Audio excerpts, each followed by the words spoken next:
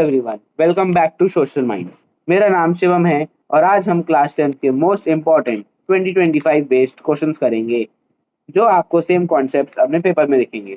और ये video competitive exams के बच्चों के लिए है जो सीयूईटी, सैनिक exam, CM Shri, RMS, RIMS या किसी भी कॉम्पिटिटिव एग्जाम की तैयारी कर रहे हैं और अपने साइंस के कॉन्सेप्ट्स को रिवाइज करना चाहते हैं। अगर आप अकेले पढ़कर बोर हो रहे हैं और कम्युनिटी ज्वाइन करके पढ़ना चाहते हैं तो हमारा टेलीग्राम चैनल है जिसका लिंक आपको कमेंट सेक्शन में पिन्ड मिल जाएगा। तो आप इसको ज्वाइन करके हमारी डेली वीडियोस से अपडेटेड रह सकते हैं और हमारे एक्सपर्ट से अपने डाउट्स क्लियर करवा सकते हैं। ओके, तो वीडियो स्टार्ट करते हैं, लेकिन सबसे पहले आप क्वेश्चंस खुद अपनी नोटबुक में सॉल्व करके ट्राई करेंगे एंड देन आंसर्स मैच करेंगे। कोई भी डाउट्स आप कमेंट सेक्शन में डाल सकते हैं। तो let's get started. Question number 1, hormones influence body parts for bringing about proper growth, coordination, proper functioning of body parts, all of the above. If you see, the hormones like the growth hormone ensures proper growth, तो उससे proper growth होती है। Coordination, yes, muscles, nerves, इन सब के बीच का जो coordination होता है वो भी hormones से होता है। Proper function of body parts is also the same thing. So the correct option will be all of the above. So all of the above will be the correct answer. So moving forward to the next question. हमारा next question. Pituitary gland is known as master endocrine gland because it controls A. Thyroid gland and hence regulates metabolism. B. Gonadals as well as adrenal and hence regulates sex appearance and salt metabolism. C. Growth and D. Thyroid, gonadals. So thyroid gland and hence regulates metabolism will cannot be there at all because it is not suitable. Then gonadals as well as adrenal and hence regulate sex appearance and salt metabolism. This is right. So pituitary gland is also known as master gland because it controls gonadals as well as adrenal. Adrenal gland आप सबको पता होगा, adrenal gland मतलब जो हमारे kidneys के ऊपर एक मशरूम शेप्ड होता है और एक होता है हमारा एड्रीनल ग्लैंड जिसमें से एड्रीनालिन रिलीज होता है। वो भी दो टाइप के होते हैं, वो फर्दर आप आगे आने वाली क्लासेस में लर्न करेंगे। लेकिन अभी के लिए मैं आपको इतना बता दूं, ये हमारे बॉडी में बहुत ज्यादा क्विक रिस्पॉन्स के लिए रिस्पॉन्सिबल होता है। जैसे कि अगर हमारे पीछे कोई डॉग पड़ा, कोई कुत्ता पड़ा, तो हमें एकदम से एनर्जी चाहिए, क्विक एनर्जी चाहिए, रेस्पिरेशन तेज होनी चाहिए, एनर्जी ज्यादा आनी चाहिए। तो इन सब का मेक श्योर कौन करता है? Adrenal gland. And it also regulates sex appearance and salt metabolism. So next question देखते हैं अब। Deficiency of thyroxine, hypothyroidism in adults results in A. Diabetes mellitus, B. Diabetes insipidus, C. Myxodema, D. Exothalamic goiter and adrenal. So for question number 3, myxodema will be the correct answer. It is a very technical term. You can check it. But if I tell you, तो myxodema एक term होती है जिसको आप hypothyroidism भी कह सकते हो। इसमें थायराइड ग्लैंड की सेक्रेशन इतनी कम होती है जिससे गोइटर, जो गोइटर बीमारी होती है जिसमें हमारा नेक फूल जाता है, वो इसमें होता है। इसलिए करेक्ट ऑप्शन हमारा होगा इसमें सी। सो नेक्स्ट क्वेश्चन देखते हैं। What is the effect of thyroxine on BMR? BMR is our basic metabolic rate and thyroxine से का ये इफेक्ट होता है। जैसे कि मैंने आपको पहले भी बताया था कि जो BMR होता है, बेसिक मेटाबॉलिक रेट, वो एक्चुअली मैंने आपको थायरोक्सिन का बताया था इन डिटेल में, थोड़ा भी मैंने आपको बताया था कि थायरोक्सिन हमारे रेस्पिरेशन रेट को इंक्रीज करता है, हमें कोई एक एनर्जी देता है। तो इसका हमारे बीएमआर पर, बेसिक मेटाबॉलिक रेट पर भी यही इफेक्ट पड़ता है। Basic metabolic rate is or normal heart rate, तो वो इंक्रीज होगा, रेस्पिरेशन इंक्रीज हो जाएगा, सारे जितने भी बॉडी में काम है वो जल्दी क्विक क्विक होंगे, इसलिए इट विल इंक्रीज। अनसर्टेन तो होगा नहीं क्योंकि हमें पता है that it will increase, decrease नहीं हो सकता because it will increase. No effect is also wrong, so our correct option is increase. तो नेक्स्ट क्वेश्चन देखते हैं। Fifth, failure or reduced insulin production causes A. Diabetes insipidus, B. Diabetes mellitus, C. Both A and B, and D. Cretinism. So so आप सोचेंगे कि diabetes insipidus और diabetes mellitus में क्या फर्क होता है। तो डायबिटीज इंसिपिडस होता है जब हमारा यूरिन में वाटर का कंसंट्रेशन बहुत ज्यादा हो जाता है, जिसके वजह से फिर और वाटर के कंसंट्रेशन ज्यादा होने की वजह से इसमें क्या होता है कि यूरिन में जैसे वाटर ज्यादा होता है तो बॉडी में फ्लूइड कम हो जाता है, क्योंकि वाटर के थ्रू ज्यादा निकलता है यूरिन में। तो इसलिए हमें थर्स्ट ज्यादा लगती है, प्यास ज्यादा लगती है, तो वाटर डिसबैलेंस होता है।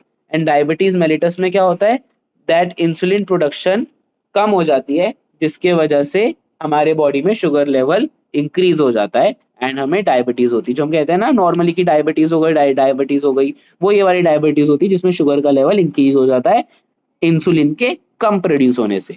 Both A and B can not be there, क्योंकि दोनों डिफरेंट डिफरेंट कॉन्सेप्ट्स हैं। And creatinism is somewhat a disease of brain, एक ब्रेन का डिफेक्ट होता है, इसलिए our correct option will be diabetes mellitus.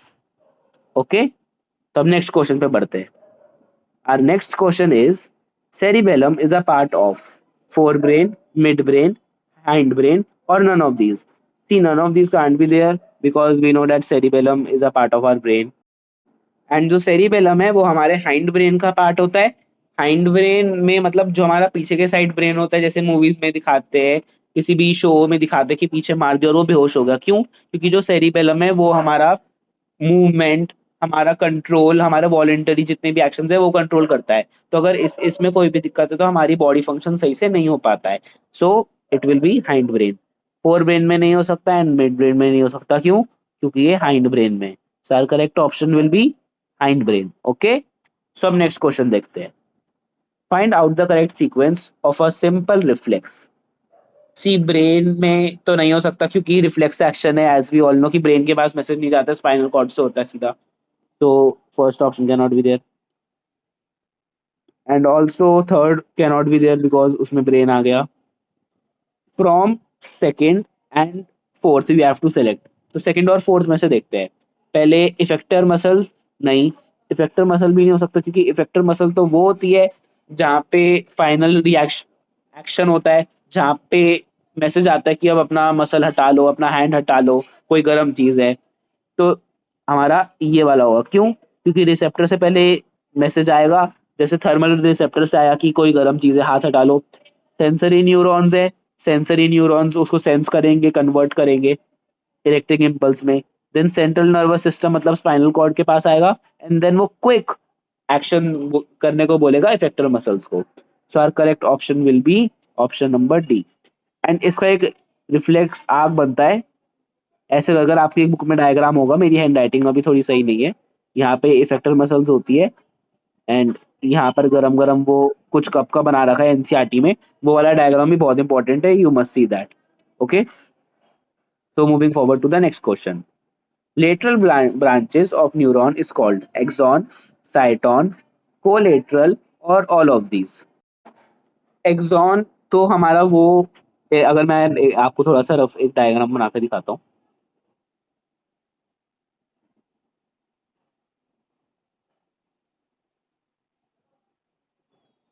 याद आया? ऐसे एक डायग्राम बुक में भी बना हुआ है हमारे। सी, यहाँ पे ये जो लंबा सा पार्ट होता है, this is axon, cyton is this and collateral. अगर हमारे यहाँ पे कोई भी लेटरल ब्रांच निकल रही है एक्सॉन में, एक्सॉन की ही तरह लेटरल ब्रांच निकल रही है, so that is called collateral. And यहाँ पे हमारी नर्व एंडिंग होती है, यहाँ पे ये जितने भी लंबे लंबे ये सारे these are known as dendrites. Dendrites, okay, D for dendrites. तो हमारा करेक्ट ऑप्शन है सी, कोलेटरल। ये कोलेटरल वो वाला नहीं है बैंक्स वाला, ये कोलेटरल इज साइंस वाला, न्यूरॉन वाला, लेटरल ब्रांचेस वाला। ओके, सो उन दोनों को मिक्सअप मत करना। Nissal's body found in neuron are made up of DNA, made up of ribosomes and rough endoplasmic reticulum, help in formation of neurofibrils, mass of mitochondria. So, so जो हमारे Nissl's body होते हैं वो DNA के नहीं बने होते, ये तो हमें पता है क्योंकि डीएनए तो उसमें होता है in the nucleus of the cell. So it is wrong. Help in the formation of neurofibrils, नहीं ये भी अलग कॉन्सेप्ट है, ये भी नहीं होता। मास ऑफ माइटोकॉन्ड्रिया, ऐसा तो कहीं भी नहीं होता, इसलिए मास ऑफ माइटोकॉन्ड्रिया भी नहीं होगा। So our correct option will be made up of ribosomes and rough endoplasmic reticulum. अब आप बोलोगे सर ये रफ एंडोप्लाज्मिक रेटिकुलम क्या है? तो रफ एंडोप्लाज्मिक रेटिकुलम आपने क्लास 9th में भी पढ़ा होगा, क्लास 8th में भी पढ़ा होगा, गोल्गी बॉडीज, गोल्गी अपैरेटस के साथ ये हमने पढ़ा हुआ है। So our correct option will be B. Moving forward to the next question, अब नेक्स्ट क्वेश्चन देखते हैं। Which of the following process occurs only in animals? Hormonal control, respiration, nervous control और nutrition? इसमें हार्मोनल कंट्रोल अगर हम देखें तो hormone तो प्लांट्स में भी होते हैं जो उसके ग्रोथ के लिए रिस्पॉन्सिबल होते हैं, उसके डोरमेंसी के लिए रिस्पॉन्सिबल होते हैं, जैसे ऑक्सिन, गिबरेलिन, एब्सिसिक एसिड। तो हार्मोनल कंट्रोल तो एनिमल्स में भी होते हैं, प्लांट्स में भी होते हैं। तो hormonal control can't be there, rejected. Then respiration, humans, animals सब रेस्पिरेशन करते हैं, प्लांट्स में उनके गार्ड सेल्स होते हैं, स्टोमेटा होते हैं जिनके थ्रू वो रेस्पिरेशन करते हैं, तो respiration is also not there. Then nervous control, क्या प्लांट्स में नर्वस कंट्रोल होता है?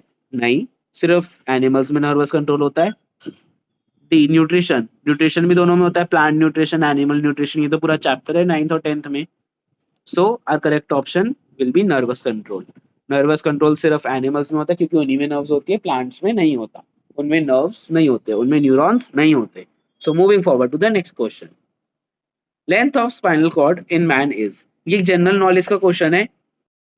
तो इसे जो भी कॉम्पिटिटिव लेवल के बच्चे हैं जो कंपटीशन के लिए इस वीडियो को देख रहे हैं, ये उनके लिए है, और जो आगे कोई ओएमआर, कोई एमसीक्यूज वाला कर रहे हैं उनके लिए, जो जनरल क्वेश्चंस आएंगे जिनमें। सो इसका करेक्ट ऑप्शन होता है 45 centimetre.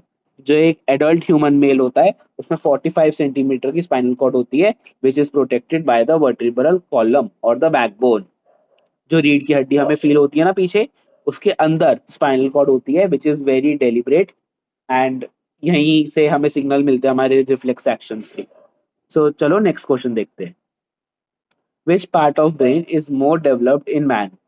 Medulla, cerebellum, cerebrum or pituitary? So as we all know that cerebrum is the largest part of our brain and it consists of 75 and sometimes 75 to 85% of our total brain's mass and weight. So अगर हम देखें तो 85% of brain अगर सिर्फ cerebrum है, I mean cerebrum है, तो हमें ऑलरेडी आइडिया लग जाएगा कि मोर डेवलप्ड क्या है इनमें से। सबसे ज्यादा जब सेरिब्रम है तो सेरिब्रम ही सबसे ज्यादा डेवलप्ड होगा, most developed part of our brain, regardless of gender. यहाँ पे चाहे मैन है चाहे वुमेन है, यहाँ पे मैन का मतलब है ह्यूमंस, यहाँ पे मैन का मतलब है ह्यूमंस। ओके, ये हमारे मेमोरी, हमारे थॉट, हमारे वॉलेंटरी एक्शंस के लिए भी सेरिब्रम ही रिस्पॉन्सिबल होता है। तो अब नेक्स्ट क्वेश्चन देखते हैं।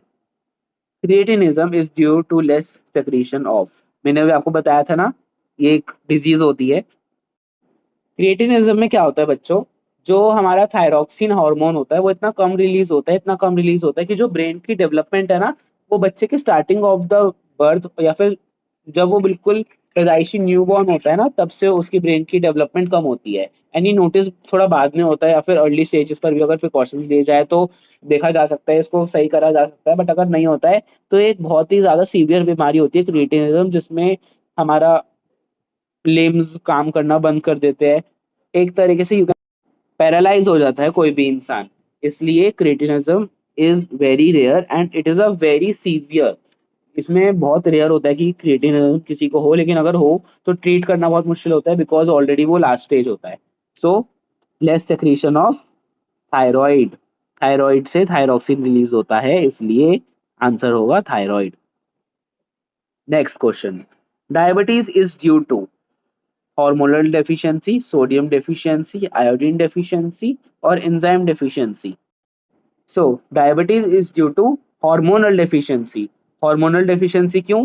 hormonal deficiency डायबिटीज में, जैसे मैंने आपको बताई थी, अलग अलग तरह की डायबिटीज होती है, एंड डायबिटीज में भी बहुत सारे टाइप्स होते हैं। फॉर एग्जाम्पल, शुगर का लेवल बहुत ज्यादा बढ़ गया तो भी डायबिटीज, एंड शुगर शुगर का लेवल बहुत ज्यादा कम है, इंसुलिन बहुत ज्यादा रिलीज हो रहा है, इसलिए भी डायबिटीज हो सकती है। एंड हार्मोनल डेफिशिएंसी, इसलिए मैंने इसका आंसर बोला है, ये बहुत ज्यादा एक्यूरेट है। हार्मोनल डेफिशिएंसी मतलब इसमें ग्लूकागॉन भी आ गया एंड इंसुलिन भी आ गया। इंसुलिन ज्यादा रिलीज हो रहा है तो शुगर का लेवल कम होगा, इसलिए अलग टाइप की डायबिटीज होगी। एंड अगर इसमें ग्लूकागॉन ज्यादा रिलीज हो रहा है मतलब शुगर लेवल इंक्रीज होगा, तो अलग लेवल का, अलग टाइप का एक्चुअली डायबिटीज होगा। इसलिए hormonal deficiency is the correct answer. Okay, so moving forward to the next question. Brain stem is formed by the union of A part optic lobes, B cerebellum with optic lobes, C corpora strata, D midbrain, pons varoli and medulla oblongata. Yes, इसका answer होगा D part. D part इसका answer होगा, which is midbrain, pons varoli and medulla oblongata. अगर किसी भी बच्चे को इन terms में डाउट है, इन टर्म्स में डाउट है, इन टर्म्स में डाउट है, it is a part of this only, इन दोनों टर्म्स में डाउट है, तो वो इसको जरूर चेकआउट करे because this is very important. Okay, so moving forward to the next question. Amount of glucose is higher in urine of a person, the reason is deficiency of hormone, thyroxine, estrogen, insulin और adrenaline. देखो glucose का level ज्यादा है, तो glucose का level ज्यादा है, मैंने अभी अभी आपको बताया था, मतलब इंसुलिन कम है। इंसुलिन कम है, अगर इंसुलिन क्या करता है, शुगर को, शुगर का लेवल लो करता है हमारी बॉडी में। तो अगर इसमें ग्लूकोज का लेवल हाई है तो इंसुलिन का लेवल कम है, एंड वाइस वर्सा, अगर ग्लूकोज का लेवल बहुत कम हो गया शरीर में, तो इसका मतलब इंसुलिन एक्सेसिव अमाउंट में सेक्रीट हो रहा है। Okay, so moving forward to the next question. Insulin is produced by A. Stomach, B. Liver, C. Gallbladder and B. Pancreas. So insulin हमें पता है स्टमक से तो रिलीज होता है नहीं, उसमें पेप्सिन एंड बहुत सारे अलग अलग डाइजेस्टिव एंजाइम्स रिलीज होते हैं। लिवर से भी नहीं होता, गॉल ब्लैडर से नहीं होता क्योंकि उसमें जूसेस सेक्रीट होकर स्टोर होते हैं। सो पैनक्रियाज से इंसुलिन हमारा सेक्रीट होता है। पैनक्रियाज हमारा डाइजेस्टिव सिस्टम में भी होता है एंड हार्मोनल सिस्टम में भी होता है।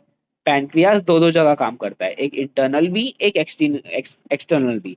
It is ductless also, it is with duct also. Okay, तो जो हमारा इंसुलिन है वो पैनक्रियाज से रिलीज होता है। So moving forward to the next question. Which hormone when secreted increases heartbeats? Insulin, adrenaline, cortisone and testosterone. मैंने अभी अभी आपको बताया था कि जितने भी हमारे बॉडी में फास्ट मूवमेंट्स होती है वो एड्रीनालिन की वजह से होती है। एड्रीनालिन एड्रीनल ग्लैंड से रिलीज होता है। So the answer of the question number 18 will be adrenaline. Okay बच्चों, and then this is a golden table for you because it is very important.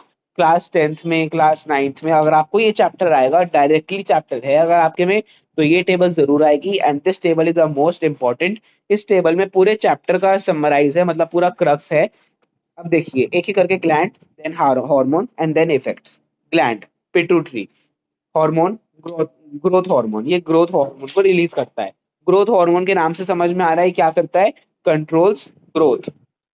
Then again pituitary hormone बहुत सारे अलग अलग होते हैं, क्योंकि ये मास्टर ग्लैंड है तो ये अलग अलग ग्लैंड्स को कमांड देता है कि कब उनको रिलीज होना है। जैसे कि जो सेकेंडरी सेक्सुअल कैरेक्टरिस्टिक्स होते हैं वो प्यूबर्टी के टाइम पे तभी पिट्यूटरी ग्लैंड ही सिग्नल्स रिलीज करता है, हार्मोन्स रिलीज करता है कि अब तुम एक्टिव हो जाओ।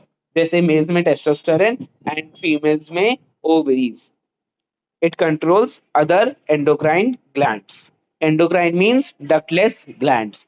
Then thyroid, it releases thyroxine which controls general metabolism. हमारी बॉडी का मेटाबॉलिज्म कैसा है, फूड कैसे ब्रेक डाउन होगा कैसे नहीं होगा, वो सारा थायरोक्सिन से होता है। एंड देन पैराथायरॉइड, ये थायराइड का ही एक, यू कैन से, भाई होता है। ये थायराइड के साथ ही होता है, अगर आप नेक के रीजन में देखेंगे तो थायराइड के साथ ही होता है पैराथायरॉइड। ये एक बटरफ्लाई शेप्ड होता है हार्मोन, ये रिलीज करता है parathyroid hormone. It controls calcium level in food.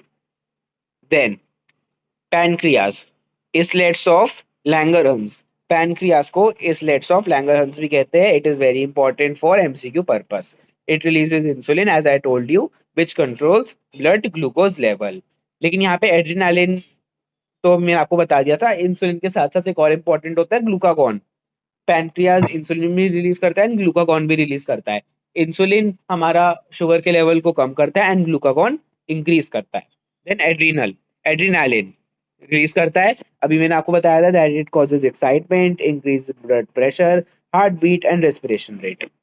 Then testes in males, it releases testosterone, promotes development of secondary sexual characteristics in males, and for females it is ovary which releases estrogen, and ये promote करते हैं development of secondary sexual characteristics in females जो कि होती है ovary. Okay, so this was all for today. Thank you for watching the video and don't forget to follow our telegram channel and stay updated. And also अगर आपको कोई भी doubt हो तो पूछने से ना झिझकाएं. धन्यवाद.